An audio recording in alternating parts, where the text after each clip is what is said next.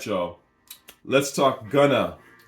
So this is the first time I remember actually hearing the name Gunna. It was on this record, Hot with Young Thug, which is a dope song. Like I've said, I think multiple times, it's a good song. I wouldn't necessarily call it the classic record or anything like that. I don't go back to it. But whenever I hear it anywhere, I'm like, okay, it's cool. It's a good beat. One of Wheezy's best beats. And I don't remember anything that the guys necessarily said on it. Everything literally is hot. But again, it's just a cool song. So Gunna's delivery on this, I thought was alright. It didn't really do much for me. I was kind of going back to see where it was about Gunna that I kind of dropped off. I had watched the Wanna video, I think. It was the Wanna project. I tried to listen to that shit and I just couldn't get through it. And that's when I was just like, yeah, I'm not doing anything Gunna. Like, the delivery is too sleepy. The beats are like they're not hard hitting enough, even though they're almost there, but they're not quite there. They have this sort of lush thing that he's trying to do, luxurious drip season vibe, but it just wasn't doing it for me. So I kind of really left Gunna. The best verse I would argue that I've ever heard from Gunna is on Playboi Carti's No Time, which is a dope song, classic, I would say. And Gunna just fits in the beat real well. I almost want to say that he's kind of rapping like Carti.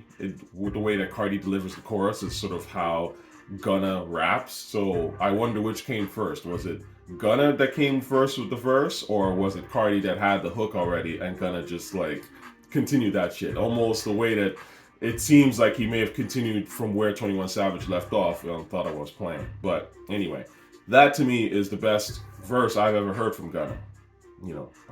Anyway. So the point is, I wasn't really looking into Gunna. I just kind of assumed he was trash. It's interesting because I remember, I want to say it was in Atlanta the last time. This was almost like 2 years ago now. Time flies. When I was in Atlanta. And I was talking to somebody, I want to say maybe it was like a kid, like a high school kid. And I was asking them like, yo, who y'all listening to? Like who's really doing it out here? Then the first thing they said was Carti. So, it's funny to me when people pretend like black kids don't listen to Carti or whatever. I don't know what the hell they get that shit from. Carti is out here, he's running the shit. So that was literally the first name this person said. And then he said Gunna, and I was like, Gunna? And I just remember being like, huh? I thought maybe it was like because of the association with Lil Baby. But the truth is that Gunna has actually outpaced Lil Baby based on what I'm hearing. So let's get into what I've heard exactly. I'm going to start off with DS4EVER and just go track by track and talk about this because I really do think that this is an interesting project in a sense. Going into this, obviously, I'm surprised at how much better Gunna got, I would say, or at least his beat selection got. As someone whoever it was that posted Thought I Was Playing and was like, yo, told you should listen to this. Thank you. Because I would have never come across it. It's just like, again, everything Gunna I've been kind of skipping. And Thought I Was Playing was a massive rewire to me. Because that song is one of the craziest shits I've heard in years. So that's what made me even, look into DS4EVER. So obviously I had heard Pushin P and those records and stuff like that. But again, Pushin P was cool, but it didn't make me want to listen to the whole album. But anyway, we'll get into that.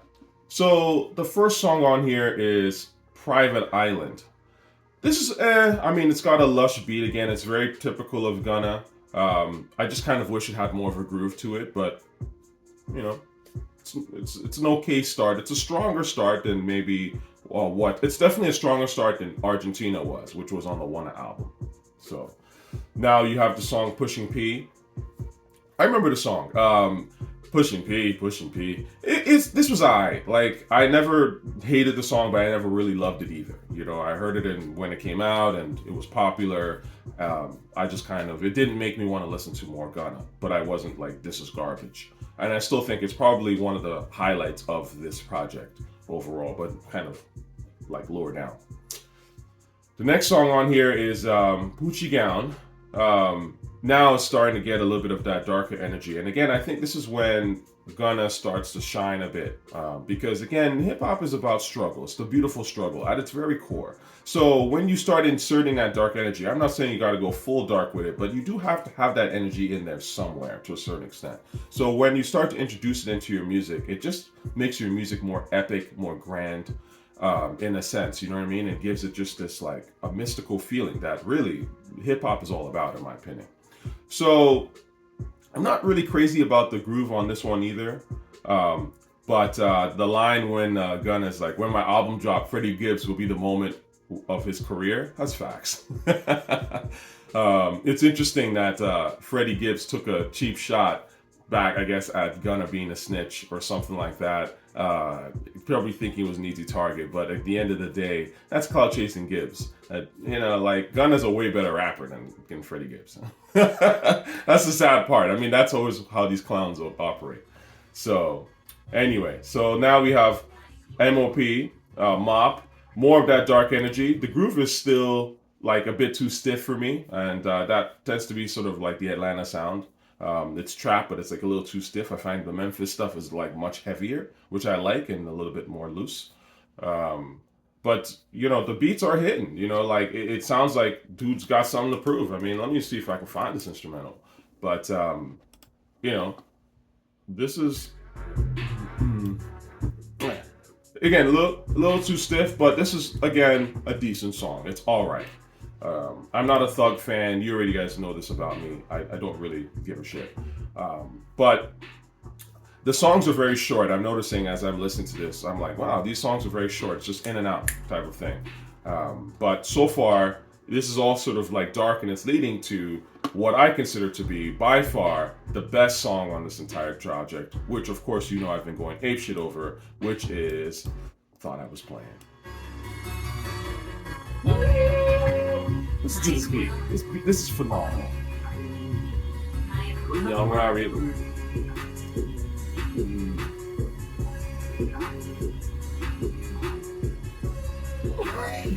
This is speeding music, for real. AK in my hand. Woo.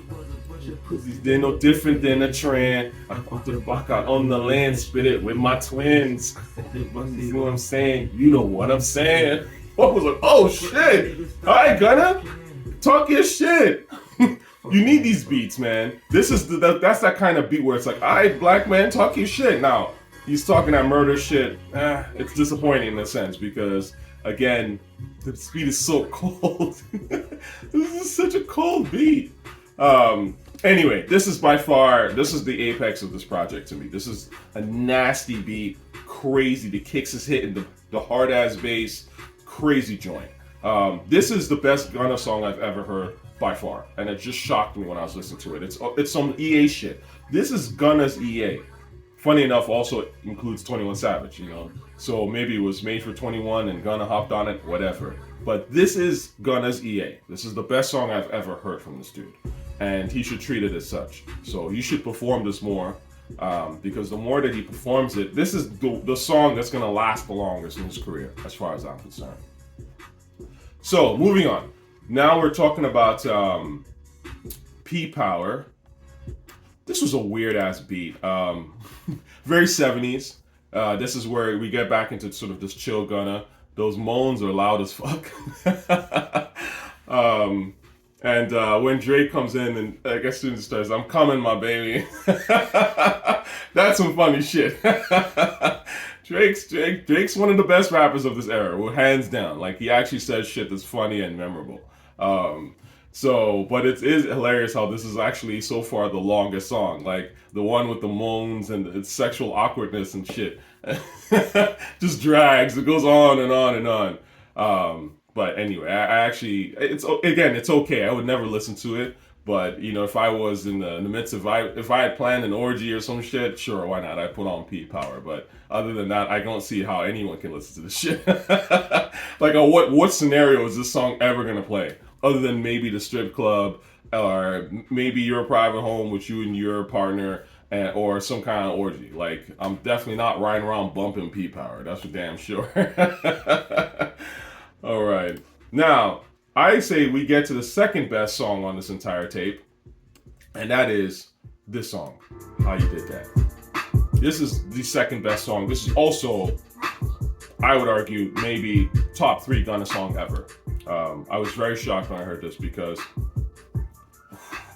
listen to that flute, man. This is what makes this beat so incredible. The amount of feeling in that shit, crazy.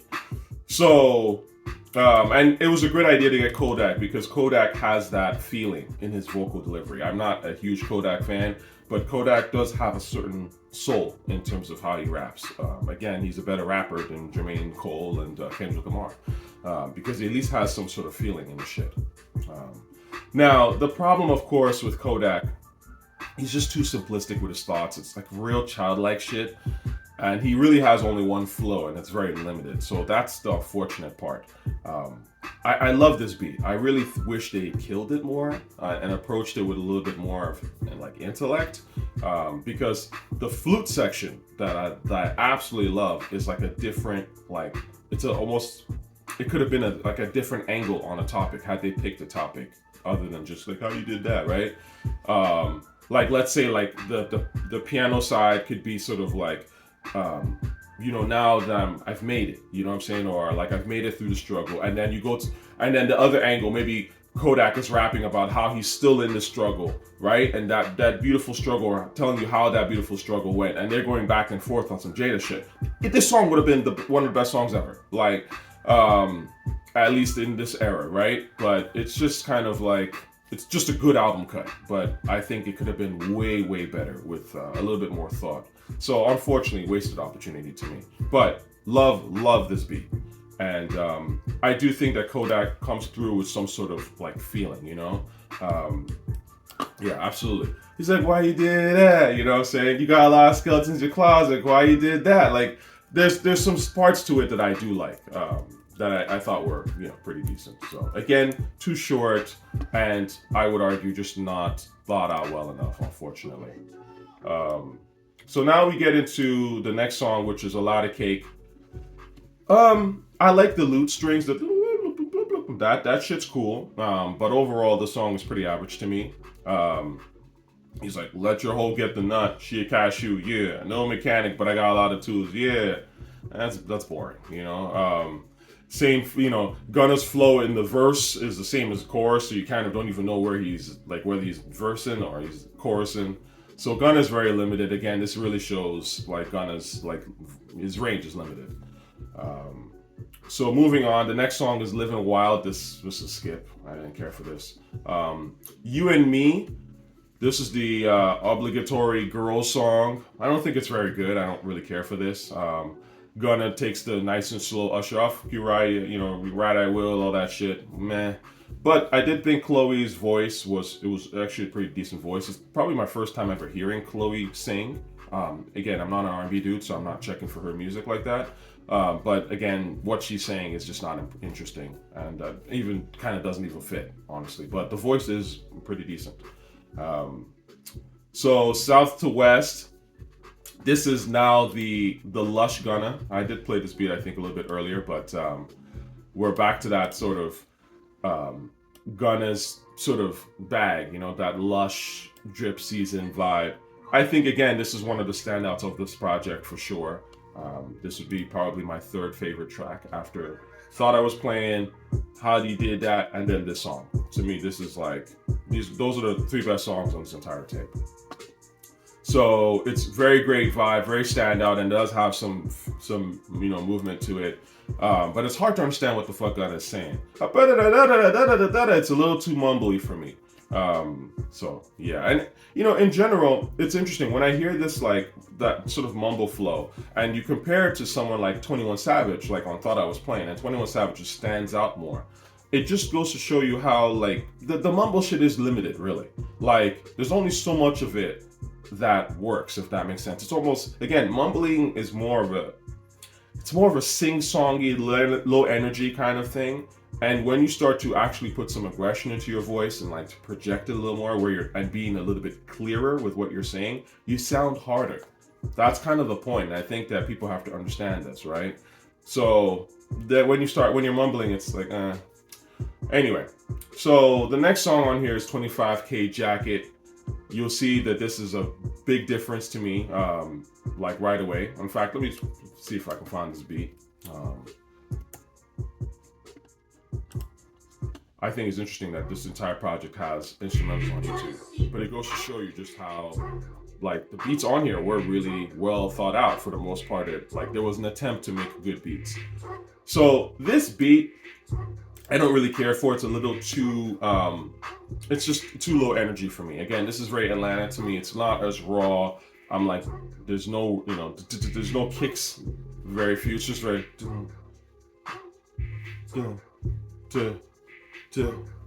right? It's like this kind of shit bores me to tears. So I didn't really care for this. And then you have the song Too Easy. The lyric video is like an old Sega game, which I think is pretty interesting in a sense. Reminds me of my days playing Sega, but of course the song is boring. And then the next one is I Don't Know That Bitch. Great title. Like, the beat does have some feeling. I'll try and see if I can pull up this beat here. But the song is itself pretty sleepy. So, you know. Gunna and tochiRTA are following the same rhythm. They're literally using the same flow. So it's like, why bother? Again, this is something that I think in general, the new school, they just do this and it's like, they don't realize that I think they're limiting themselves by doing this. Whenever we used to hear features back in the day, what we loved about features was they would come with a completely different angle. Right? I mean, in general, that was like, so when you heard Busta Rhymes and Nas, you were like, oh my God, like the idea of those two things coming together. Even though they haven't done much songs together, but my point is that the idea of having a feature was like, wow, I wonder what beat they're going to use that can accommodate both of their styles and both of them can shine, right? That's kind of the genius of the producing and the rap aspect of it, because they have to come at it differently and still kill it in their own way. But when you have two people that just use the same flow, the whole song, it's like, what the fuck? What's the point of this shit? Like, anyway, the next song here is Flooded. Again, very much the typical Atlanta thing that I was talking about, where there's like not much sort of kick forward movement to the beat. It has a lush feeling, but it's just, slow, low energy. We're starting to kind of like lose steam now. Like, listen to this beat. This is just too slow for me. It's just too low energy for me personally. The next song on here is Life of Sin. Again, it's a reflective type of beat. It does have some feeling to it, but it's still forgettable. So, Die Alone, this sucked. I didn't care for this at all. And Missing Me. This dude says he grew my wings like a pigeon. Okay. I'm sorry, give me a second to read these basic rhymes. I grew my wings like a pigeon, look like my wrist out the fridge. That bitch can bring out my demons. I said, little ho, you're the witch. Ho, you're the witch. I let her swallow my semen, but that ain't all she did. I'm shining bright like a diamond. I hope and know you're gonna see it. That's garbage. That's like literal garbage bars. It doesn't mean nothing. It's boring. The beat is trash. Gunna's delivery is boring, and his bars are trash. So it's just a bad song. Okay. Last, you have the So Far Ahead Empire. So these are these generic sort of heartfelt, look how far I came type songs. Every whack Atlanta nigga has these. I've always heard these, like, going back. I feel like even Gucci, maybe not even Gucci, but definitely, like, I want to say Jeezy had songs like this. Wayne has songs like, it's always that generic, like, I'm not all about the drip. I do have a heart, and they always try to tuck it in. It's like track number 21, right before the end. Then they're all shit. So this one is no different. The soap opera raps is melodramatic. Don't care about the song at all. And then the last song is Gunna, Too Easy's remix. Well, the original was boring, so this was gonna be boring as well. So I'm good. Long story short, man, I think this is a decent project. Again, for this era, I think Gunna put in some effort. He clearly took some time to curate the best beats he possibly could, which again, I always respect and I think is absolutely essential to this rap shit. You have to spend time getting great beats. I never understand, artists that just want to rap and then they're mad that people don't listen to them. It's like it starts with the beat. I've said this and I can't stress this hard enough. I'm like the beat. You got to get great beats that have feeling, that communicate the vibe or the emotion of what it is you're trying to say, and do it well. So I like the fact that Gunna clearly took the time to do this. Let's go back to this beautiful ass beat, right? Got to take time to do this stuff. And I do think that obviously, again, when you have better beats, as I've said, beats give me vibes give me rhymes. I'm quoting an old Scarborough nigga, shout out to Scarborough, right? One of the smartest observations in rap and very basic for most people to understand. When you have harder beats, it makes you want to go harder as a rapper, right? This is the whole point. This is why you need them shits, okay? So overall, I have to say I was definitely impressed in a sense. My thoughts on Gunna changed. I don't think he's amazing necessarily, and I don't think he'll ever be, because his delivery is so it's kind of one note and there's not as much energy to it. I remember someone in the comments was like DS4EVER was better than Self-Titled, which I think is blasphemy. I think Cardi's a way better rapper than Gunna, just vocally at least, and even says better shit than Gunna. I think they're literally, it's a different level, but and of course, it even has better beats, like much more sort of interesting, dynamic beats, at least on Self-Titled. But I do think that this is a good release for this era, and definitely a release that makes someone go, okay, you know what? I'm gonna check out more of your stuff. I'm gonna take you a little bit more seriously now. So I think this is honestly the better project. Like, it's definitely better than Wanna, and so far I want to say it's probably the best Gunna project that I've probably heard. I've tried to listen to the album after this, I forget the name, but again, it was sort of like back to that sort of sleepy Wanna vibe, but I liked this one. At least it gave me a couple of records that I listen to all the time. I listen to this song like all the time now, and thought I was playing all the time. So that's something. When an album can come out and you have at least one or two songs that stick to your ribs, and again, I'm not in Gunna's demographic, but I can listen to it and be like, yo, this should go, and I'm actually playing it over and over again. That's something. That's never happened with, Jermaine Cole and Kendrick Lamar, straight up. And people are gonna say, yo, told you hating. But again, if I can change my mind on Gunna, why couldn't I change my mind on Kendrick? If Kendrick just took the time to actually craft something that was worth listening to, that had any replay value, and the same thing with J. Cole, take the time, stop hiding behind cosigns and magazines and of casuals, and like make some hot shit. Like, that's all I wanted. That's all it is. Like, I only just want to hear some hot shit. Like, again, I'm gonna play this gorgeous ass beat. How is it that you've been in the game 10 plus years and you don't have a Thought I Was Playing? And Gunna's got one. Every artist, every rapper needs a beat like this. At least needs a street record. Period. That's how you let niggas know, yo, I'm here, I exist. You know what I'm saying? Like, you have to go after them hard beats. If you can't find them, you're not looking hard enough. And the fact of the matter is that Kendrick and J. Cole are big enough in the game where they can get the best beats if they so choose. It's just not in them. You know what I'm saying? Because they're not really hip hop guys like that. It's the truth. So yeah, I really like this project in that regard. At least a couple of songs with this, and I'm impressed by it. And again, Gunna's got better beats. He's just got better vocals even than those two guys. Now, obviously, his rhymes aren't like as good as J. Cole's, I would say, but they're not far away, because all three of them don't say shit to me, really. None of them are really saying anything that I'm like, oh my god, that's so next level. So this is why ultimately you see your Kendricks and your J. Cole's still doing trap and still trying to leech on trap sounds and stuff, because people like Gunna make them shits hot. Mike Will and them make that shit hot. They're the ones that sort of move the sound forward. The Cardis, the ASAPs, the Drakes, they move the sound forward, and then you've got these positive, soulless rappers who come through and like leech off the sound, and then pretend like they're somehow better than the mumble shit, when in fact they're basically taking sauce from mumble rappers, right?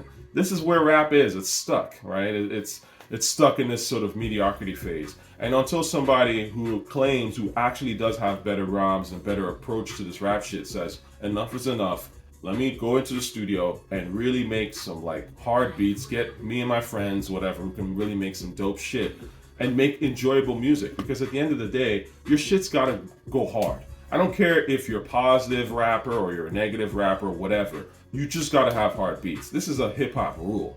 De La Soul had hard beats. Q-Tip and them had hard ass beats. Okay, you gotta make hip hop fucking records. Okay, Mos Def, you gotta make hip hop records that make people in hip hop go, yeah, that shit's dope. You've announced yourself. You know what I'm saying? You can't just coast on image and what you're supposed to be like and how you're supposed to be better than everyone else because your subject matter is different. We don't care about subject matter. Hip hop is very subject matter agnostic. I mean, again, you know, casuals might not think this, but for someone who's been listening to rap for a long time and has been into it for a long time, rap has always been subject agnostic. It's become more and more, obviously, you know, streamed into gangster content only, which is sad. But the point is that at the end of the day, when rap was at its heyday, people were rapping about all kinds of shit. But you know what was in common? The beats were hard as fuck. So that's literally all we ask. Just make hip hop records and then talk about whatever the hell you want to talk about. And obviously do it with some sort of charisma. So, you know, shout out to Gunna. This is a better project than I would have ever expected from him. And now that Nas picture makes sense, because I remember seeing a picture with him and Nas and I was like, what's Nas doing with this mumble rap? Now I'm like, okay, maybe, I don't know if this was around the time when DS4EVER came out and Nas was kind of like, maybe Nas and his boys were listening to that shit and being like, okay, you know. Anyway, peace and love, y'all.